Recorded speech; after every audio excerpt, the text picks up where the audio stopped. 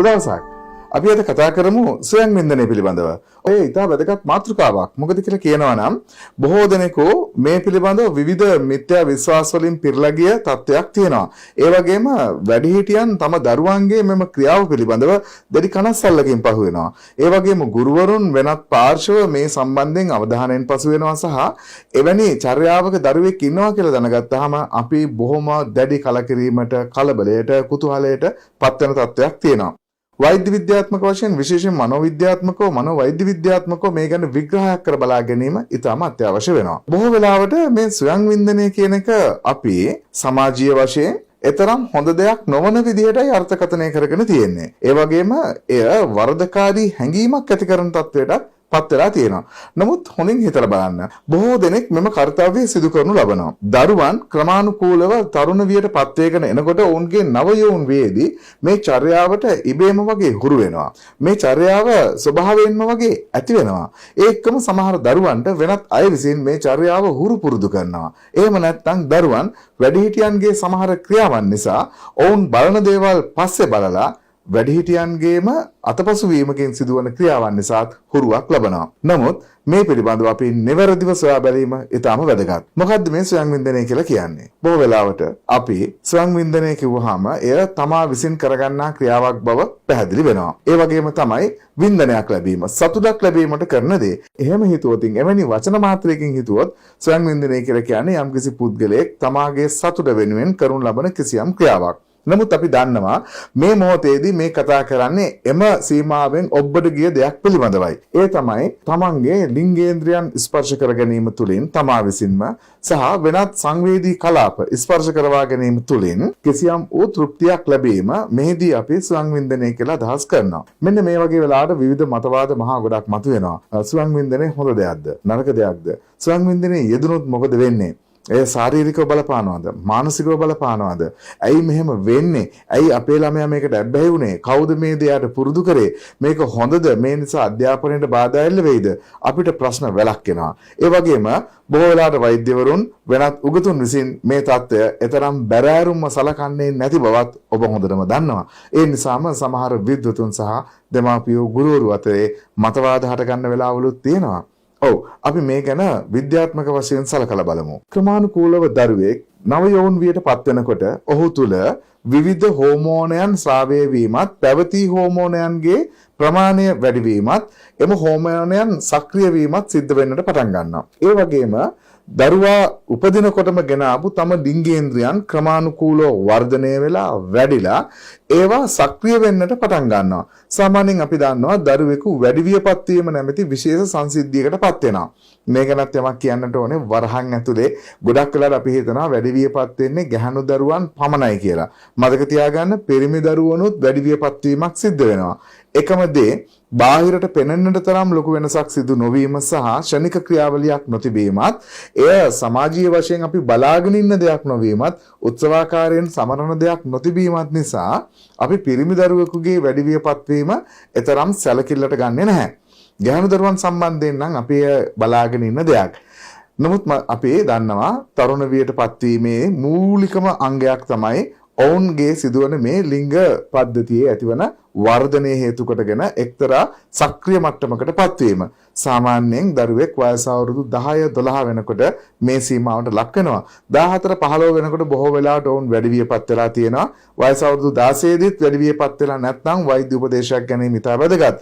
ඒ වගේම වයස අවුරුදු 7-8 හෝ ඊට අඩු වයසකදී දරුවෙක් විශේෂයෙන් ගැහණු දරුවෙක් වැඩි වියපත් වීමක් දැක්කා නම් ඒ පිළිබඳවත් අපි යම් වෛද්‍ය උපදේශයක් ගැනීම වැදගත්. අපි යමු අපේ මාතෘකාවට ඉක්මනින්. දැන් දරුවෙක් ක්‍රමානුකූලව මෙසේ නව යෞන් වියට පත් වෙනකොට ඔවුන්ගේ ලිංගික සක්‍රියත්වය කියන එක ඇති වෙන්නට පටන් ගන්නවා.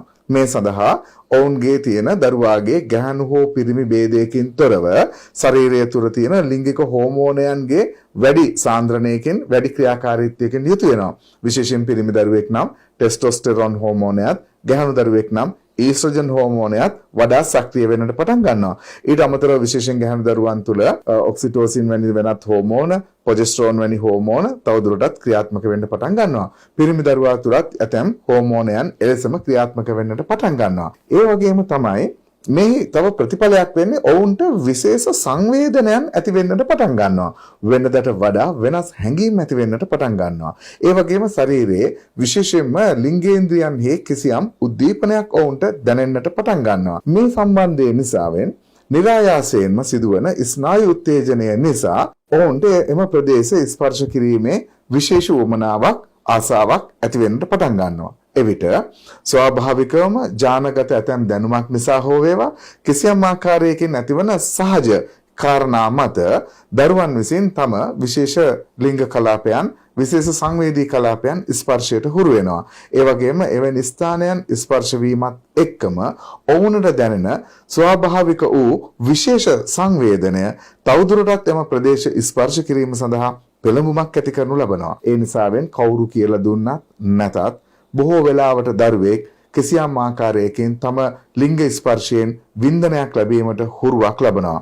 නමුත් සමහර අවස්ථාවලදී වෙනත් උපකරණ හෝ වෙනත් උපක්‍රම භාවිතයටත් ඔවුන් හුරු වෙනවා. මේ පිළිබඳව නම් අපි වැඩි අවධානයකින් සහ දැනුවත් බවකින් සිටීම ඉතා වැදගත් වෙනවා. විශේෂයෙන්ම මතක තියාගන්න ලිංගික අධ්‍යාපනය වැදගත් වන ඉතා සුවිශේෂී තැනක් තමයි මෙම ස්ථානය. මක් නිසාද කියලා කියනවා නම් අපි ගොඩක් කලාවට හිතනවා ස්වයං වින්දනයේ යෙදෙන්නේ පිරිමි දරුවන් පමණයි කියලා. නැහැ. ගැහැණු දරුවෝනුත් ස්වයං වින්දනයේ යෙදෙනවා. මේ කාරණා දෙකම ඊටාම සාමාන්‍ය ඊටාම ස්වාභාවික සංසිද්ධියක්. කොයි වෙලාවකවත් හිතන්නට එපා දරුවෙක් ස්වයං වින්දන කාර්යයක යෙදීම මහා බරපතල ජාතික අපරාධයක් කියලා. ඒ වගේම වුන් නරකට පෙළඹිලා කියලා. ඒ වගේම ඒ අය නරක ආශ්‍රයයකට ගිහිල්ලා කියලා. ඒ වගේම මේ දරුවගේ මුළු මනින්ම හොඳ ගති නැති වෙලා මහා නරක ළමෙක් බවට පත් වෙන්න යනවා කියලා වැරදි විශ්වාසයක් ඇති කරගන්නට එපා. ඒකම මතක තියාගන්න මේ தত্ত্বය ඔහුගේ අනාගතයට අනිසි බලපෑමක් ඇති වෙයි කියලාත් ඔබ බියටපත් විය යුතු නැහැ. මේ ගැන කාරණා ගොඩක් කතා කරන්න තියෙනවා. අපි ඉදිරි දවසකදී ඒ ගැන වැඩිපුර කතා කරමු. දැන් අපි බලමු මේ කාරණාව පිළිබඳව විශේෂයෙන් තවදුරටත් වැදගත් කාරණා කීපයක් පිළිබඳව. දරුවෙක් ඉබේම වාගේ මෙම කාර්යයට යොමු වීම ස්වාභාවිකව සිද්ධ වන දෙයක්. ඒ එක්කම පිරිමි දරුවෙක් නම් තවදුරටත් එම ක්‍රියාවලිය නිරත වීමෙන් ඇතිවන මෝචනය නිසාවෙන් නැත්නම් ශුක්‍ර පිටවීම නිසාවෙන් ඔහු තවත් වැඩි තෘප්තියකට ලක් වෙනවා. මේ தත්ත්වය නිසා ක්‍රමයෙන් දරුවාගේ කුතුහලය විසීමත් ඔහු අත්හදා බැලීමට තියෙන කැමැත්තත් නිසා දරුවා විවිධ උපක්‍රමශීලීව වඩා වැඩි වේලාවක් වඩා වෙනස් ක්‍රමවේද තුලින් තම ස්පර්ශයන් ඇති කර ගැනීමෙන් ඔහු සතුටටපත් වෙන්නට ක්‍රියාත්මක වෙනවා. ඔහු උත්සාහ කරනවා. එය සාර්ථකත් වෙනවා. ඒ වගේම ගැහණු දරුවන්ටත් ඒ හා සමාන තත්ත්වයන් සිද්ධ වෙනවා. දැන් කුමක්ද සිද්ධ වන්නේ? දරුවා මේ ක්‍රියාව තමාට අසාමාන්‍ය සතුටක් ලැබීම සඳහා භාවිතයට ගන්නවා. මේ තියෙන වැදගත්ම කාරණය තමයි දරුවෙක් එය දෙමාපියන්ගෙන් වෙනත් වැඩිහිටියන්ගෙන් සහ ගුරු භවතුන්ගෙන් සංගවා ක්‍රියා කිරීම. ඒ අපේ සදාචාර සම්පන්න ක්‍රියාවලියක්. එහි ඇති කිසිදු වරදකුත් නැහැ. මක් නිසාද? එලිපිට මේ ක්‍රියාව සිදු නොකිරීමම තමයි දරුවා තුළ මේ ක්‍රියාව කිසියම් පාලනයකට නතු වීමට හේතුවක් වෙලා තියෙන්නේ.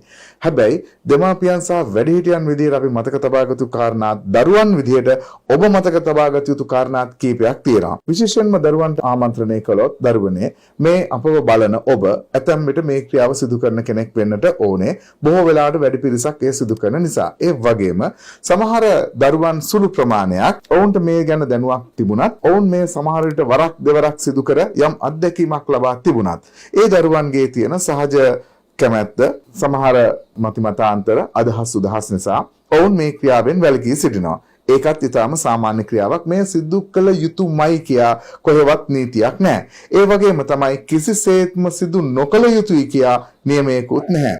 එය සුදුසු පරිදි සිදුවීම හොඳටම ප්‍රමාණවත් වෙනවා. දැන් තියෙන ප්‍රශ්න තමයි මේ කොච්චර ප්‍රමාණයක් වෙන්නට ඕනද, කාලය කොහොමද වගේ දේවල් අපි ඒ ගැන ඉදිරියේදී අවධානය යොමු කරමු. මෙහිදී ඔබට මා දෙන විශේෂ උපදේශය තමයි දරුවනේ අපි කිසිම දෙයකට උවමනාවට වඩා ඇබ්බැහියක් ඇති කර ගැනීම සුදුසු නැහැ. ස්වයං වින්දනයේ යෙදීම සාමාන්‍ය ජීව ක්‍රියාවලියක් වන නමුත් ඔබ එම ක්‍රියාවට උනත් පමණට වඩා ඇබ්බැහි වෙනවා නම් ඔබේ ජීවිතයේ එකම කාර්යය බවට පත් කර ගන්නවා නම් එය සුදුසු නොවන බව තරයේ මතක තියාගන්නට ඕනේ. ඒ වගේම එය ඔබගේ සාමාන්‍ය දිනචර්යාව තුළ තවත් එක් ක්‍රියාවක් පමණයි. ඔබගේ අධ්‍යාපන කටයුතු, වෘත්තීය කටයුතු සහ වෙනත් දේවල් සඳහා ඔබේ කාලය ප්‍රමාණවත්ව යොමු කිරීමට ඔබ අනිවාර්යෙන් ක්‍රියාත්මක වෙන්නට ඕනේ. ඔබ ඒ ගැන දැනුවත් බවකින් සිටීම ඉතාමත් අවශ්‍යයි. ඒ වගේම වැඩිහිටියන්ට සහ ගුරු භවතුන්ටත් වෙනත් පාර්ශවවලටත් දෙමාපියන්ට විශේෂයෙන්ුත් කිය යුතු කාරණයක් තියෙනවා. ඒ තමයි බොහෝ වෙලාවට අපි දරුවෙකුගේ මෙවැනි තත්ත්වයක් ඉව වැටුනොත් බොහොම අසාමාන්‍ය ලෙස කලබල වෙලා අනවශ්‍ය ආකාරයකින් ක්‍රියා කරන්නට පටන් ගන්නවා. ඔබට ඔබේ දරුවාගේ මෙවැනි ක්‍රියාවක් දුටුවොත් ඔබ කලබලයට පත් වෙන්නට එපා. එය මගහැර ගැනීමට දරුවට උදව් කරන්න දරුවව කාමරෙන් සාලයට ගන්න. මේ ගැන ඔහු එක අනවශ්‍ය කතා බහකට යන්න එපා. ඔහුට අනවශ්‍ය විදියට දඬුවම් කරන්නට යන්න එපා. ක්‍රමානුකූලව මගහැරී යාවි. ඔබ දරුවට වඩා හොඳ ආදරණීය පියෙක් මවක් ලෙස ලං වෙලා උදව් කරන්න. මේ தත්ත්වය හොඳින් මගහැර ගැනීමට හැකියි.